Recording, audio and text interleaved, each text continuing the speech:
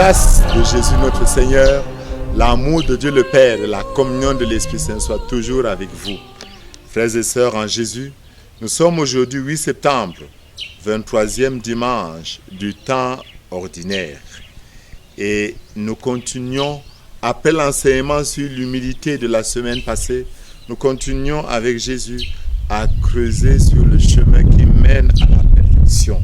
Et aujourd'hui, le grand enseignement de Jésus nous donne de comprendre que seule la volonté de Dieu donne la vie. Seul un choix radical et définitif de Dieu nous porte à la perfection. Jésus n'est pas un démagogue. Jésus n'est pas un maître qui va amener les foules à croire à ce qu'il dit sans y mettre de l'importance. Jésus enseigne, insiste sans ménagement que les renoncements que doivent consentir ceux qui veulent être fidèles à l'évangile ne doivent pas faire l'objet d'un doute de quelque manière que ce soit. Jésus dit, nous devons le mettre au-dessus de toutes nos affections, le préférer à notre propre vie, et nous devons être prêts à porter notre propre croix.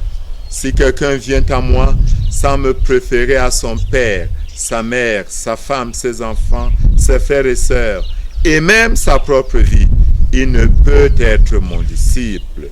Celui qui ne porte pas sa croix pour marcher à ma suite, dit le Christ, ne peut pas être mon disciple. Jésus nous demande de mettre le choix de lui-même au-dessus de tout.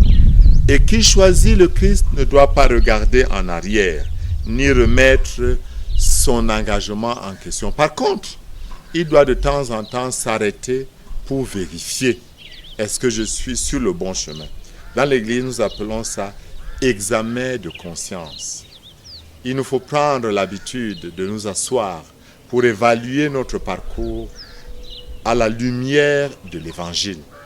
Chaque soir, avant de se coucher, prendre un temps pour voir en quoi j'ai été fidèle, en quoi le doigt de Dieu a agi aujourd'hui dans ma vie, et qu'est-ce qui a constitué des faiblesses, des signes de faiblesse dans ma vie, et demander pardon après avoir rendu grâce pour ce que Dieu fait de merveille. Les deux constituent l'évaluation nécessaire pour aller de l'avant.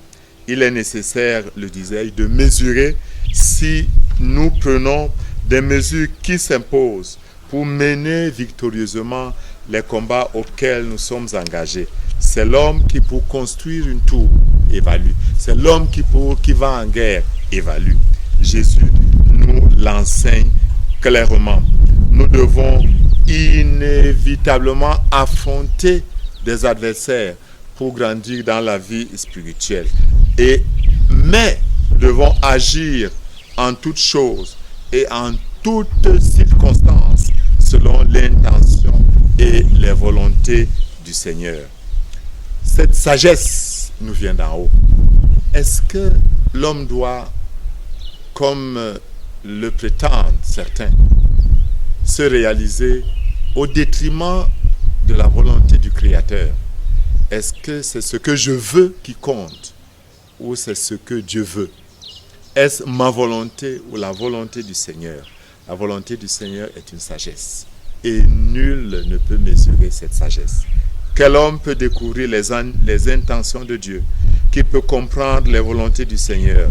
Les réflexions des mortels sont incertaines et nos pensées instables. La fidélité à l'évangile peut paraître une folie pour le monde.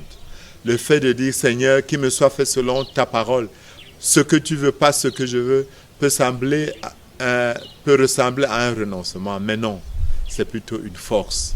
La force de qui reconnaît que le Seigneur est puissant et que la vraie sagesse de Dieu, même si elle semble être folie pour les hommes, est une vraie sagesse. Engageons-nous à la recherche de cette sagesse qui vient d'en haut. Engageons-nous à la recherche de la volonté de Dieu. Essayons de mesurer, d'évaluer, d'examiner notre vie à l'aune de l'Évangile. Qu'en ce jour, en ce saint jour, le Père de la sagesse vous bénisse. Au nom du Père et du Fils et du Saint-Esprit. Amen.